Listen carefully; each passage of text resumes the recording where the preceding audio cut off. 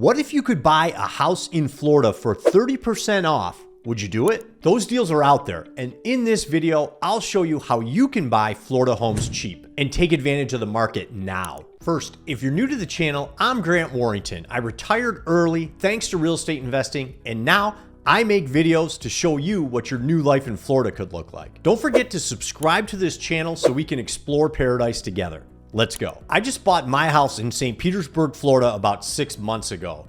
And at that time, we were still in the middle of bidding wars, and it was impossible to find a house because everybody was looking. So that meant the prices were high and the availability of good properties that we wanted to live in were very low. So we put our offer in and had to compete with one other buyer. So by the time we found this house we're currently living in, we were ready to buy. This was going to be the third offer we put in, so we knew we were going to have to come strong. And on this house, we were actually bidding with one other buyer who'd submitted an offer. So we were determined to make sure we got this house. We ended up paying $440,000 for this house, and we were happy because that's what it took to get a house in that market. Now, if you fast forward to today, things have kind of cooled in St. Petersburg, Florida, and the market isn't as hot as it once was. So looking back on our purchase, it'd be easy to say, oh, you guys overpaid for the house.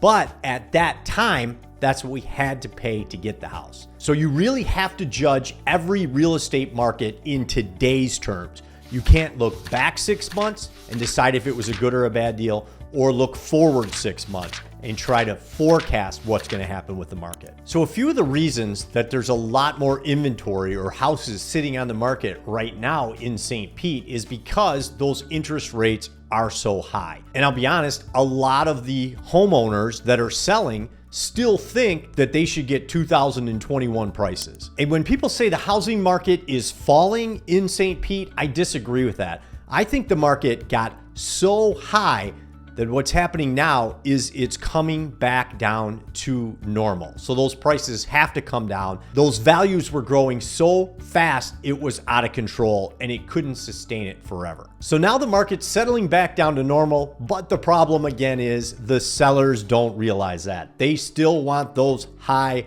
prices and they're just not getting them. And that's why their houses are sitting. So high interest rates and those higher expected selling prices from sellers discourages a lot of buyers, which means there's going to be a lot less competition out there in the market today, which is great news for you because a lot of sellers just aren't getting offers. So they might be open to entertaining a lower price if their house has been sitting on the market for a while. So before I moved to Florida, I was a realtor in Michigan for about 8 years. Now we bought a lot of properties for ourselves. We're real estate investors, and I also had a lot of clients. If I was looking to buy in this market, this is what I would suggest to my clients if I was a realtor down here in Florida. Go after the houses people have forgotten about. Let me ask you a question. What do you think when you go on Zillow and you see a home has been sitting for 30 days on the market? You think something's wrong, don't you? So does everybody else. That's why days on market can kill listings, but those are the ones you want to look at because chances are the owner priced the house way too high and no one wants to come to see it. So they're not getting any offers. That's why their days on market is piling up. And the only way to stop it is a race to the bottom by reducing the price until people start getting interested in it again. So I would suggest that you have your realtor set you up on a 14-day days on market search. So anytime a home has been sitting on the market for 14 days, you're going to get an email and you're going to get notified, hey, this house did not sell. And that'd be a house I'd start taking a look at. I also think you should get a 30 days on market email. That way you're going to get another email when these houses have been sitting even longer. And after 30 days, those sellers might be a little more inclined to take a lower offer to get that thing sold. Let me give you an example about what I'm talking about on Zillow. So this first home is located in the old Northeast District in St. Petersburg, Florida. It's a beautiful and very expensive section of town. I love this spot, and if I could afford it, this is probably where I'd live. They're asking $1,595,000 for this house right now. But let's scroll down And I want to show you here, back in April, the home listed for $1,825,000. You can see that it slowly went down in asking price because it's been sitting on the market for 163 days. So they're pretty eager to sell. So this is a reduction of price of $230,000 in a 4-month period. So do you think they might entertain an offer even lower than they're asking? I don't know. You'd have to put one in. The next home is this beautiful ranch in Yacht Club Estates, right on the water. I love this house. It's been sitting on the market for 142 days, and they were originally asking $2.3 million for this beautiful home. Now today, they're just under $2 million. That's a price difference of $300,100. Again, they might be looking to make a deal, but you're already getting a home for $300,000 off the initial asking price. So this next house is actually pretty near and dear to me because it's actually in the neighborhood I live in, Central Oak Park. One of the great things about this neighborhood is it's in no flood zone and it's in a no evacuation zone. This house is a brand new build and it's been on the market for 101 days. However, someone has already put an offer in and it looks like this house is going pending. The original asking price was $789,990, and today they're asking $749,990, a difference of $40,000. And I'm glad to see this house went pending because it looks like a great house. So you can see these sellers are already reducing their prices drastically because their days on market are already high. And it also means if you're going to make an offer on these properties, you're not bidding against anybody else. So you could even possibly come in a little bit lower than asking and just see what happens. So while the rates are high, the prices are coming in lower. So that means there's less competition for good deals. But when rates come down, which is what they're talking about now, that's going to flood the market with buyers, bringing in a whole new pool of people you have to bid against. So you don't want to wait for lower interest rates, because when the interest rate comes down, that means people can afford to buy a more expensive home. So you're going to have a lot more people up into your area of affordability, and it might even push you a little higher. Let me show you. So let's say you're looking to buy a $500,000 home. As you can see on the bottom far right, interest rates right now at 7.5%.